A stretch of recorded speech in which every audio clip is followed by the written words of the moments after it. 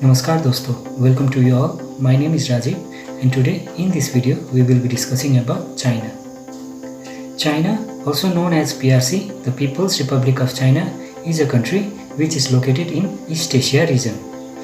ये दुनिया का सबसे ज़्यादा पॉपुलेशन वाला देश है with around 1.4 billion of total population. China is also a fourth largest country which covering around 9.6 million square kilometer of land area. China have 23 provinces, 5 autonomous regions, 4 municipalities and 2 special administrative regions. Those 5 autonomous regions are Inner Mongolia, Guangxi, Tibet, Ningxia and Xinjiang. And 2 special administrative regions are Hong Kong and Macau.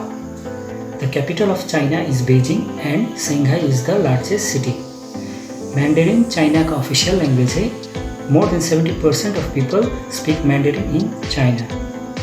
And other recognized languages are Mongolian, Uyghurs, Tibetan, Zhuang, etc.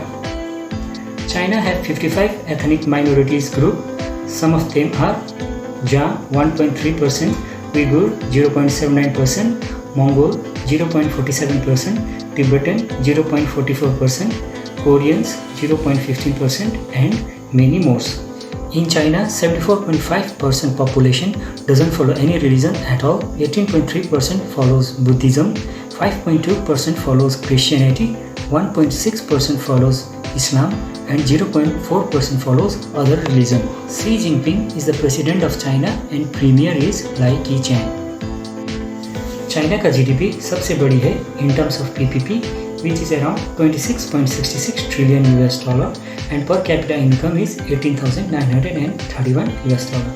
And in terms of nominal GDP, it is the second largest, about 14.72 trillion US dollar and per capita income is 10,216 US dollar. The currency of China is renminbi and mainland China have right side driving law whereas there is left side in Hong Kong and Macau.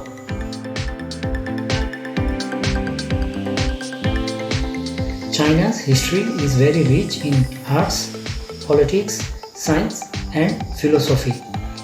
ये भी कहा जाता है कि China दुनिया का सबसे पुरानी सभ्यताओं में से एक है which were ruled by many dynasties. And first dynasty is believed to be the Xia dynasty which ruled for around at 2250 BC. उसके बाद आया Han dynasty जो 400 सालों तक चली from 206 BC to 220 AD. Han dynasty China के इतिहास का one of the most important डायनेस्टियों में से एक था. आज चाइना का ज़्यादातर कल्चर हान डायनेस्टी में से ही आया है. बाद में other dynasties like song dynasty and Tang dynasty continued their culture including printed money and permanent navy. In 1990 China में एक क्रांतिकारी लीडर का उदय हुआ, सन यात सेन, जिन्होंने चाइनीज नेशनलिस्ट पार्टी का फॉर्मेशन किया, also known as KMT. After his death Chiang Kai-shek को party का लीडर बनाया गया, जिनका कम्युनिस्ट पार्टी के लोगों के साथ अच्छे रिलेशन नहीं थे, जिसके कारण उन्होंने बहुत सारे लोगों की हत्या करवा दी, resulting in a civil war between KMT and communist जो कि 22 सालों तक चली. फिर कम्युनिस्ट पार्टी में न्यू लीडर माओ जेडोंग का आना हुआ, who led CCP on a famous long march जो कि 370 दिनों तक चली, जिसमें 9000 किलोमीटर कवर की गई थी. इवेंचुअली CCP गेंड पावर और चैंग काई-शेक को चाइना छोड़ के पास के छोटे से आइलैंड में भागकर जाना पड़ा, which is now called as Taiwan. 1 अक्टूबर 1949 में माओ ने पीपल्स रिपब्लिक ऑफ चाइना का गठन किया और इनका सोवियत यूनियन के साथ बहुत अच्छे रिलेशन थे. 1958 में माओ ने ग्रेट लीप फॉरवर्ड पॉलिसी का अनाउंसमेंट किया, जिसमें वो चाइना को एग्रीकल्चरल से इंडस्ट्रियल बेस्ड इकोनॉमी में कन्वर्ट करना चाहते थे. But this policy failed badly, resulting in a great famine. More than 15 to 55 million लोगों ने भूखमरी के कारण अपनी जान गंवा दी. In 1976, Mao Zedong died of heart attack. तब वो 82 years के थे. उनके बाद न्यू लीडर केम इन पावर, डेंग जाओपिंग. इन्होंने 1978 में एक पॉलिसी का अनाउंसमेंट किया, द ओपन डोर पॉलिसी, जिसमें फॉरेन के बिजनेसों को चाइना में आकर बिजनेस करने की छूट मिलती थी और ये पॉलिसी बहुत सक्सेसफुल भी साबित हुई. इन्होंने कई सारे स्पेशल इकोनॉमिक जोन्स भी बनाए, सच एज शेंजेन, जुहाई, शियामिन. बाद में जाकर ये रीजन देश की इकोनॉमी के लिए इंजन की तरह साबित हुई। 19 February 1997 Deng Xiaoping died at the age of 92।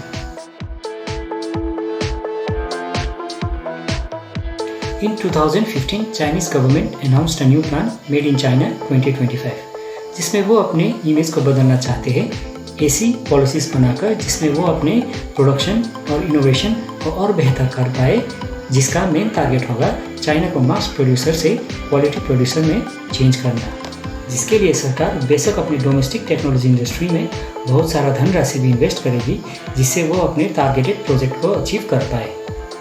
और कई सारे कंपनीज को इसका फ़ायदा भी मिलेगी जो कि pharmaceutical, biotechnology, life science, health care equipment, technology hardware और सॉफ्टवेयर सर्विस के सेक्टर में होगी। And name of the few beneficial companies could be Hanson technology incorporation, Alsa Innocorp, FiberHome, Autobio diagnostic corporation limited, Fosun Pharma etcetera.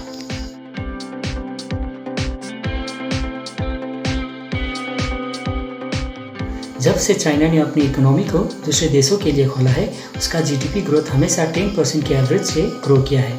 Similarly कई सारे important sector में भी अच्छी improvement हुई है, such as health sector, education sector and service sector. लेकिन पिछले कुछ सालों से चाइना का ग्रोथ रेट मॉडरेट हो गई है। Also labour force is decline और साथ ही में रिटर्न्स ऑन इन्वेस्टमेंट भी घट गई है। चाइना अपने साइज के कारण भी खुद के लिए और कई दूसरे देशों के लिए भी इम्पोर्टेंट है for a development issues. China world का हाईएस्ट कार्बन गैस एमिटर भी है विच इज़ अबाउट 30%, जिसके कारण चाइना का हवा और पानी दूसरी देशों पर भी असर डालती है। अगर ग्लोबल एनवायरमेंटल इशूज़ को सॉल्व करनी है तो वो चाइना के इन्वॉल्वमेंट के बिना कर पाना नामुमकिन होगी। इन कंक्लूजन, आज का चाइना इतिहास के चाइना से काफ़ी डिफरेंट है। चाइना एक ऐसा देश है जिसको कोई इग्नोर नहीं कर सकता। There lies a great opportunities for any businesses to invest in its rapidly growing economy. हालांकि सरकार की नीतियाँ ये भी इंश्योर कराती है कि चाइना के साथ छेड़छाड़ करने का काम इतना आसान नहीं होगी और सक्सेस भी उन्हीं को मिलती है जो जोखिम लेने से नहीं डरते हैं। With that said, I am taking your leave. My name is Rajiv. Thank you for watching. God bless you all.